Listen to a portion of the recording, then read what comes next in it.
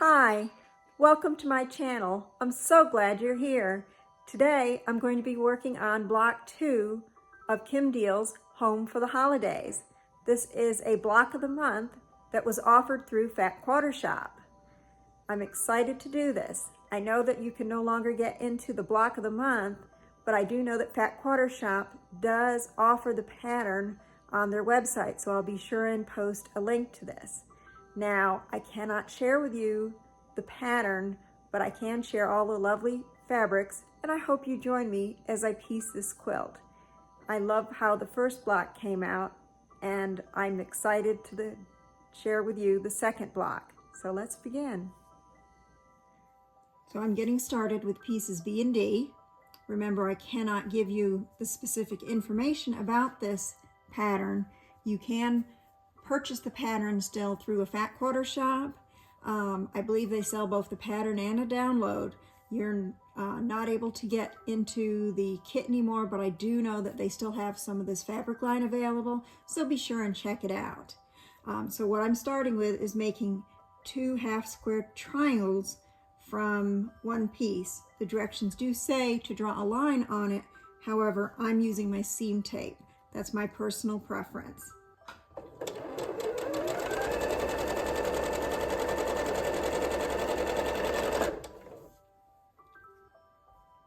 And as you can see, this line has already been stitched, so I'm going to go ahead and do the other side.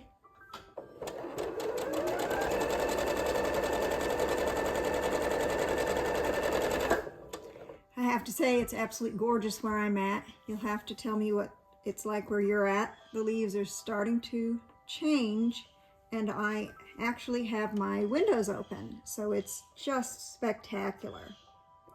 So I'm going to go ahead and get these all finished up, and we'll be back for the next step. So I've squared up all my pieces. I'm going to set those aside and get my C-square pieces, and I'm going to attach them like so. And once I've done that to all the pieces, I will take up a matching set and stitch those. So they'll be stitched here and here, and then I'll take that piece and stitch them together, keeping the set matching.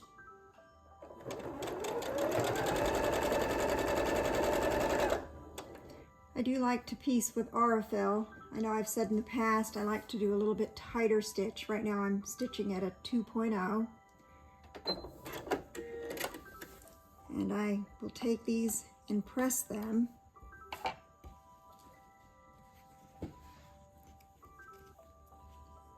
And then I'll come back over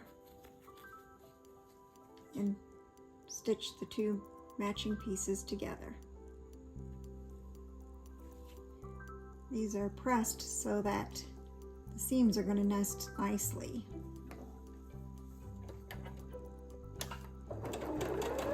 I like using these little clips. I'm not a big pinning person, but boy, I love these clips.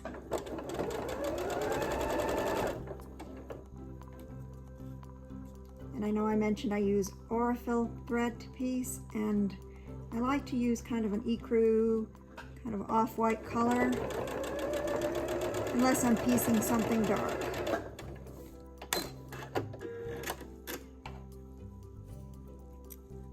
So there's my matching set. And I will give this a nice press and let it sit under my clapper and finish up the rest of these. Now this has been pressed, and I've gone ahead and squared it up, and I'll go ahead and square up the rest of them. You do want to bear in mind not to lose your 1/4 of an inch on these points, or you'll lose your points. So keep that in mind when you're squaring up. So here I have all of my BCD units completed. I've gone ahead and squared them up, and I'm going to set these aside, and I'm going to take my F pieces, and you will have some extras of those, so don't be surprised when you end up with some extras. And I did go ahead and draw a line on this first one, but I will use my seam tape on the others. You're going to set it on top, but you want to watch the placement of this unit below, because you're going to stitch from corner to corner, and then when you trim it and press it back, you're going to have this unit right here.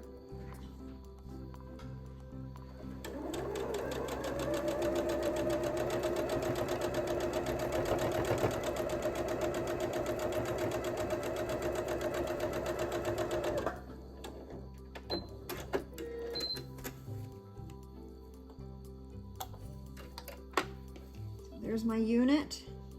I'll take it over and press it. Make sure I'm happy with it before I actually trim this off. Here's my pressed unit, and you'll see I have not trimmed it yet. And I've said this before, the main reason that I hold off on trimming is because when you're pressing, you're actually pressing on the bias here, and so you'll get some stretch. This kind of helps to keep from getting that stretch, but also if I had trimmed it and then pressed it and then realized that I had stitched it in the wrong place and I'd already cut it, I'd have to remake the whole block.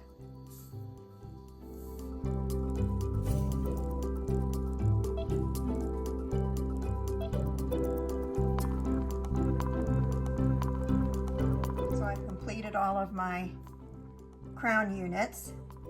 I'm going to go ahead and set these aside. They've all been squared up nicely. I'm really pleased. I did have extra green pieces. That's not unusual. I've set those aside. I also had a lot of nice scrap pieces, and I will find a use for these, so I'm going to keep these and set these aside. Now I am taking my H piece and my E pieces. I am not going to need to draw a line on these, even though the instructions say to, and I'm going to start making flying geese units. So I will take one piece here, line it up, and stitch on all of these blocks here, and then after I press and trim, I'll do the other side. So I'm going to go ahead and let's get started with that.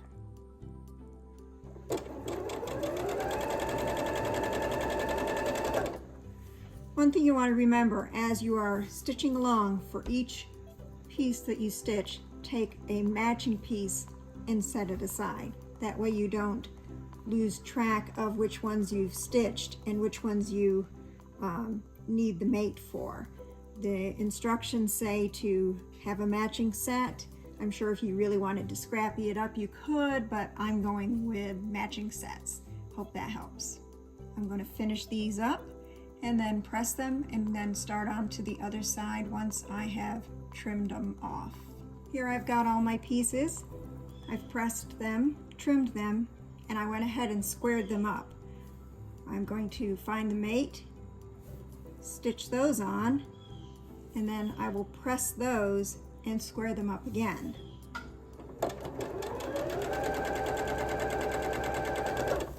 I'll go ahead and finish these up and be back with the next step. Here I have my flying geese units,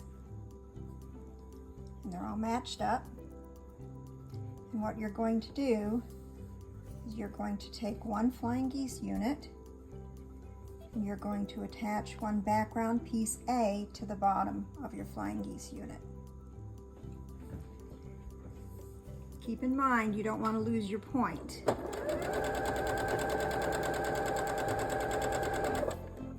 Let's see how these look.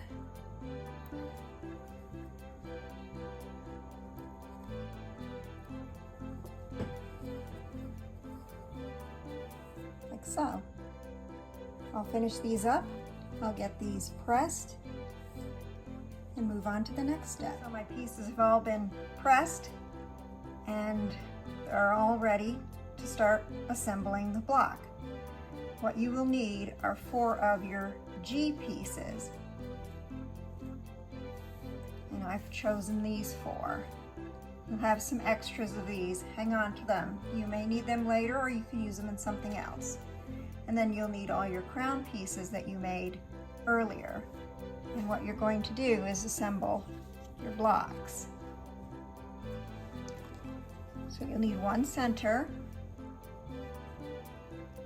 You'll need 4 of these units. It kind of makes a little square in the center.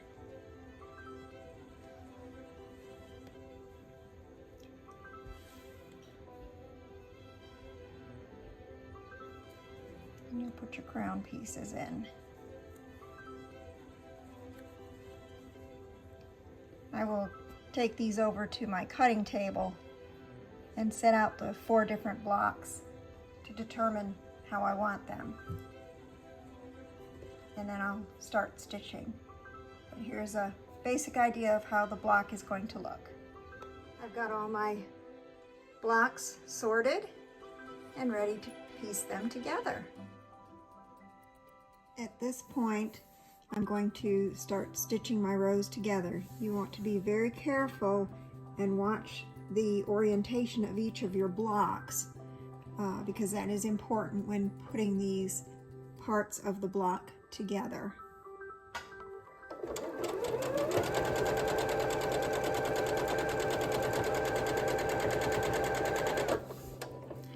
I'll get these rows finished and show you my progress. So I have pressed my first 2 parts together, and I've gone ahead and clipped these together, making sure that I've matched up my seams.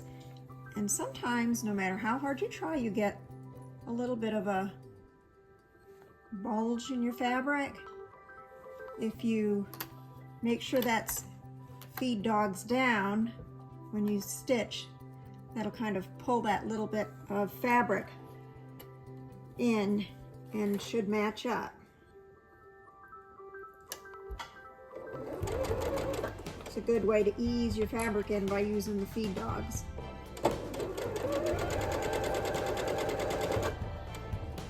That's something I learned a long time ago when making clothes, to get things to fit in certain areas.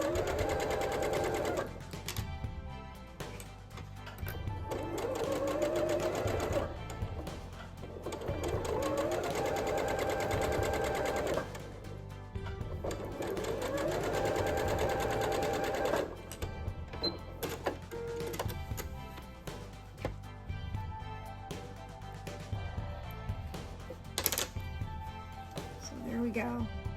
I'll give that a nice press and move on to the other blocks and get this month finished. Here is my 4 cross and crown blocks. Didn't they come out lovely? I've gone ahead and trimmed them up in accordance with the pattern. There's lots of points in this, so be sure when you're trimming these up to watch that you don't lose your 1/4 inch on these.